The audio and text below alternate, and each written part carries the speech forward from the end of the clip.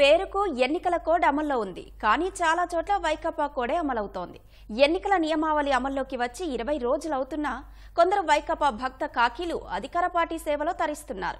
Vaikapa rowdy మూకల అరాచకాలకు కొమ్ము కాస్తున్నారు. కాల్చి పడేస్తా, లాకప్లో వేస్తా అని విపక్షాల్ని పోలీసులు హెచ్చరిస్తున్నా ఈసీ క్రమశిక్షణా చర్యలు తీసుకోవట్లేదు. ఇంతకీ రాష్ట్రంలో అమలవుతోంది వైకాపా కోడా లేక ఎన్నికల కోడా?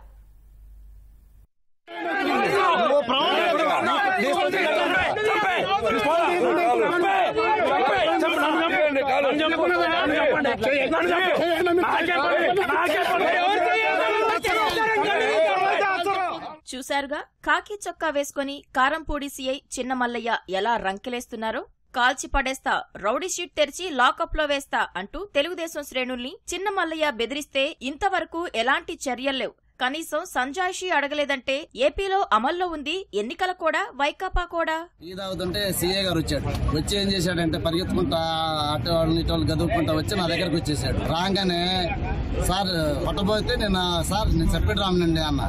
అనగానే అన్నాడు, అరే మీరు ఏమంటారు, నా కొడుకుని ట్రోల్ చేశారా మీరు?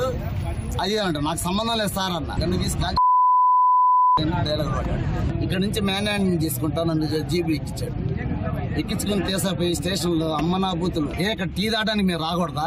తెలుగుదేశం నాయకులు తిరగకూడదా? కర్నూలులో తెలుగుదేశం నాయకుడు శేషగిరి శెట్టిని special party CI Adinarayana Reddy, ఇద్దరు కానిస్టేబుళ్లు కౌన్సిలింగ్ పేరిట పిలిచి చితకబాదారు. హింసను అడ్డుకోవాల్సిన పోలీసులే ప్రతిపక్షాలపై దాడులకు తెగబడుతుంటే ఎన్నికల సంఘం ఎందుకు ఉపేక్షిస్తోంది? ఇలాగైతే నిష్పాక్షిక ఎన్నికలు సాధ్యమేనా? మాకు పూర్తిగా షట్లు ఇప్పించి లారీ పట్ట ఉంటుందో, టైర్ పట్ట ఉంటుందో, పట్ట తీసుకొని మాకు కొట్టడం, దాడి చేయడం జరిగింది. మీరు టీడీపీ పార్టీలో యాక్టివ్గా ఉన్నారు, అందుకే మీకు కొడుతున్నాం. ఆయన 9th వార్డు, నేను 8th వార్డు కార్పొరేటర్, ఈ అబ్బాయి వచ్చేసి బూత్ ఇన్ఛార్జి. అందుకే కొడుతున్నాం మీకు, అంతే. ఏం చెప్పకూడదు, మాకు మేమేం చేసేది లేదు. పల్నాడు జిల్లా క్రోసూరులో తెలుగుదేశం కార్యాలయాన్ని గుర్తు తెలియని వ్యక్తులు తగలబెట్టారు. చంద్రబాబు ప్రజాగళం సభ విజయవంతం కావడాన్ని చూసి ఓర్వలేక వైకాపా నాయకులే నిప్పు పెట్టారని పోలీసులకు ఫిర్యాదు చేసినా ఇంతవరకు చర్యలు లేవు.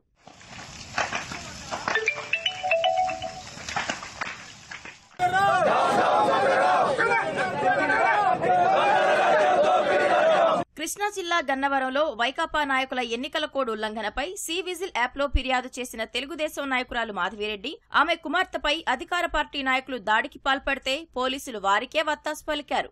నేను వీళ్ళందరూ ఆపి నా మీద అటాక్ చేస్తూ ఈ లేడీస్ వచ్చి నా అద్దం పగలగొడుతుంటే నేను ఇమీడియట్ గా కంట్రోల్ రూమ్ కి ఫోన్ చేశాను. తీపించండి మరి ట్రాఫిక్ కి అడ్డుగా ఉంది కాదండి, నేను ఆల్రెడీ రికార్డ్ చేశాను, మీరు రాకముందే పెట్టిన బండి. ఇక గుడివాడలో వైకాపా అండదండలతో పేట్రేగిపోతున్న గంజాయి బ్యాచ్ ఓ ఇంటర్మీడియట్ అమ్మాయిని వేధించింది. బాధితురాలి తండ్రి పోలీసులకు ఫిర్యాదు చేస్తే వారు పట్టించుకోకుండా నిందితులకే సహకరించారు. వేధింపులు మరింత పెరగటంతో బాధితురాలి తండ్రి దిశ యాప్లో ఫిర్యాదు చేశారు. ఫలితంగా అతనిపై అక్రమంగా గంజాయి కేసు పెట్టేందుకు ఇన్స్పెక్టర్లు యత్నించారు.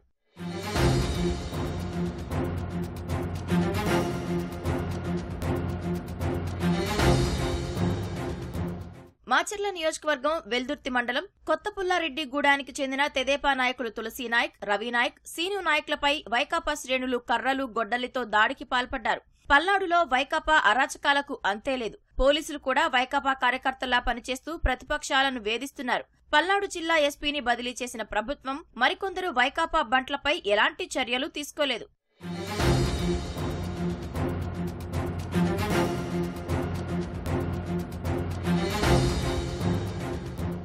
ఇక గుంటూరు జిల్లా పోలీసులు ఎన్నికల కోడ్ అమల్లో ఒకవైపే చూస్తున్నారు. కొల్లూరు మండలం కిష్కిందపాలెంలో పంచాయతీ సిబ్బంది తెదేపా కార్యకర్తల ఇళ్లపై జెండాలు తొలగించారు. వైకాపా నాయకుల ఇళ్లపై ఆ పార్టీ జెండాల్ని మాత్రం తీయలేదు. ఇదేంటని ప్రశ్నించిన తెదేపా నాయకులపై వైకాపా వారు దాడి చేశారు. పోలీసులు కూడా రివర్స్ లో తెదేపా వారిపైనే కేసు పెట్టారు.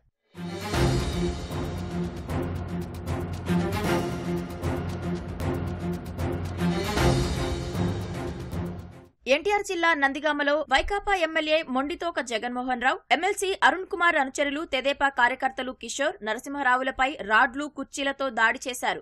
3 రాజధానులపై ప్రశ్నించినందుకు దాడికి తెగబడ్డారు. ఈ దృశ్యాలు సీసీ కెమెరాల్లో స్పష్టంగా కనిపిస్తున్నా సరే ఎన్టీఆర్ కమిషనరేట్ పోలీసులు వైకాపా నాయకుల ఫిర్యాదు ఆధారంగా తిరిగి బాధితులపైనే రివర్స్ కేసు పెట్టారు. దాడికి పాల్పడ్డ వారిపై తేలికపాటి సెక్షన్ల కింద కేసు నమోదు చేసి వారికి కొమ్ము కాశారు. నా మోటార్ సైకిల్కి చంద్రబాబు నాయుడు బొమ్మను ఎన్టీ రామారావు బొమ్మ స్టిక్కర్ ఉంది సార్. నేను పైనుంచి వర్క్ జరుగుతుంది, వచ్చేసరికి కింద కుర్చీల్లో కూర్చొని ఉన్నారు. ఫ్రెండ్లీగానే డిస్కషన్ జరిగింది.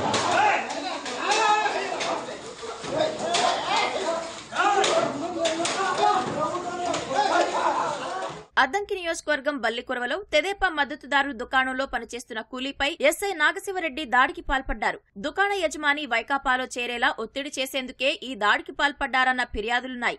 అద్దంకి నియోజకవర్గం బల్లికురవ మండలం నుంచి వైకాపాకు 3,000కు పైగా మెజారిటీ తెప్పిస్తానని ఓ పోలీసు అధికారి బహిరంగంగానే శపథం చేస్తున్నారు.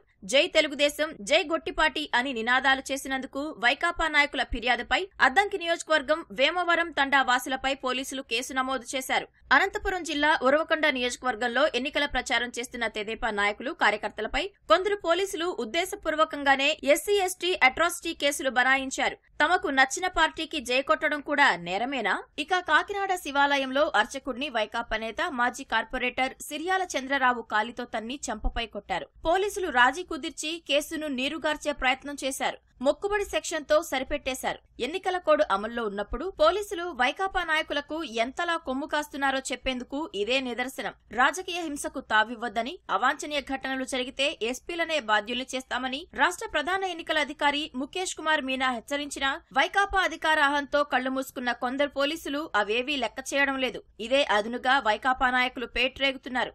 ఇలాంటి వారిని ఉపేక్షిస్తే ఎన్నికలు సమీపిస్తున్న కొద్దీ హింసాత్మక ఘటనలు మరింత పెరిగే ప్రమాదం ఉంది. శాంతియుత ఎన్నికలు నిర్వహించాలనే ఈసీ లక్ష్యానికి విఘాతం కలుగుతుంది.